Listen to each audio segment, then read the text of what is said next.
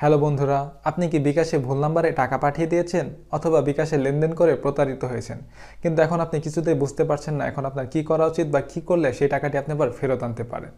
আর যদি এসব বিষয় আপনি না জেনে থাকেন তাহলে এই ভিডিওটি কিন্তু আপনার জন্যই, কারণ এই ভিডিওটি দেখলে আপনি জানতে পারবেন সেই টাকাটি কিভাবে ফিরিয়ে আনা যায় এবং এই টাকাটি ফিরিয়ে আনার জন্য আপনার কি পদক্ষেপ গ্রহণ করতে হবে। আর এসব বিষয় খুব স্পষ্টভাবে আপনাদের সামনে তুলে ধরতে আপনাদের সাথে আছি আমি সাগর, আর আপনারা দেখছেন ডিডব্লিউ প্রজেক্টের আওতাধীন বাংলার পণ্ডিত। তার আগে বন্ধুরা, আপনারা যারা এখন আমার চ্যানেলটি সাবস্ক্রাইব করেননি এখনই সাবস্ক্রাইব করে দিন এবং পাশে থাকা বেল আইকনটি প্রেস করে দিন। বন্ধুরা, আমরা বিকাশে যদি কোনো ভুল নাম্বারে টাকা পাঠিয়ে দেই বা বিকাশে যদি লেনদেন করে কোনো প্রতারণার শিকার হই, তখন আমরা যে ভুলটি করে থাকি, আমরা যে নাম্বারে টাকা পাঠিয়েছি সেই নাম্বারে ফোন দিয়ে আমরা অনেক রিকোয়েস্ট করতে থাকি যাতে সেই টাকাটি আমাদেরকে ফেরত দিয়ে দেয়। যদি সেই ব্যক্তিটি অনেক ভালো মানুষ হয়ে থাকে তাহলে কিন্তু কোনো চিন্তার কোনো কারণ নেই, কারণ সেই টাকাটি আপনি ফেরত পেয়ে যান। আর সেটি যদি কোনো দুষ্ট প্রকৃতির লোক হয়ে থাকে তাহলে কিন্তু কখনোই সেই টাকাটি আর আপনি ফেরত পান না।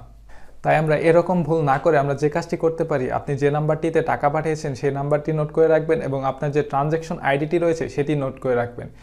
এই দুটি জিনিস নিয়ে আপনি যত তাড়াতাড়ি সম্ভব থানায় চলে যাবেন।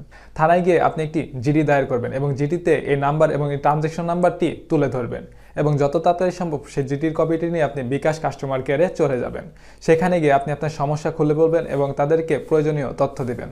তারা আপনাকে ভেরিফাই করার জন্য অনেক ধরনের তথ্য জানতে চাইবে। আপনি যদি সকল তথ্য সঠিকভাবে দিতে পারেন তখন আপনি যে নাম্বারটিতে টাকা পাঠিয়েছেন সেই নাম্বারটির লেনদেন কিন্তু সাময়িক বন্ধ করে দেওয়া হবে এবং সেই ব্যক্তিকে এই বিষয়ে ইনফর্ম করা হবে। সেই ব্যক্তিকে 7 দিন সময়ও দেওয়া হবে। এই 7 দিনের মধ্যে সেই ব্যক্তিটি যদি এই টাকাটি তার বা এই টাকাটি সঠিক মানুষ তাকে পাঠিয়েছে এ ধরনের তথ্য প্রমাণ করতে পারে তাহলে সেই টাকাটি কিন্তু ওই ব্যক্তি পেয়ে যাবে। আর যদি সে প্রমাণ করতে না পারে তখন কিন্তু আপনি এই টাকাটি সহজেই রিটার্ন পেয়ে যাবেন। কিন্তু আপনি কিন্তু 7 দিনে এই টাকাটি রিটার্ন পাবেন না। এই 7 দিন পার হওয়ার পরে তাকে কিন্তু আরও 6 মাস সময় দেওয়া হবে। যদি এই 6 মাসের মধ্যে সে যদি যোগাযোগ না করে অথবা কোনো সঠিক তথ্য প্রদান না করে তখন কিন্তু বিকাশ কর্তৃপক্ষ অটোমেটিক্যালি এই টাকাটি আপনার অ্যাকাউন্টে আবার ফেরত দিয়ে দেবে। আমি জানি এখন হয়তো অনেকেই ভাবছেন 6 মাস কিন্তু একটি লম্বা একটি সময়, কিন্তু আপনি একটু ভেবে দেখেন যদি আপনি এই টাকাটি কোনো দুষ্ট মানুষের কাছে দিয়ে থাকেন তাহলে কিন্তু আপনি 6 মাস কেন 6 বছরে কিন্তু এই টাকাটি রিটার্ন পাবেন না। আর আপনি যদি এই পদক্ষেপটি গ্রহণ করে থাকেন, যদি ভালো মানুষ হয়ে থাকে তাহলে কিন্তু টাকাটি আপনি 7 দিনের মধ্যেই পেয়ে যাবেন। আর যদি সে দুষ্ট প্রকৃতির লোক হয় সেক্ষেত্রেও কিন্তু আপনি 6 মাস পরে টাকাটি পেয়ে যাবেন। সো বন্ধুরা, এখন হয়তো অনেকে জানতে চাইতে পারেন নগদ বা শিওর ক্যাশের ক্ষেত্রে যদি আমরা ভুল করে অন্য নাম্বারে টাকা পাঠিয়ে দেই তাহলে আমরা কি করতে পারি। দুঃখের সাথে জানাচ্ছি যে তারা কিন্তু এরকম কোনো সিস্টেম এখনও চালু করেনি। তাদের অ্যাকাউন্টের মাধ্যমে যদি আপনি কোনো ভুল নাম্বারে টাকা পাঠান সেই টাকাটি কিন্তু আর ফিরে আনার কোনো অপশন নেই, যেই অপশনটা হয়তো বিকাশের ক্ষেত্রে আপনি পেয়ে যাবেন।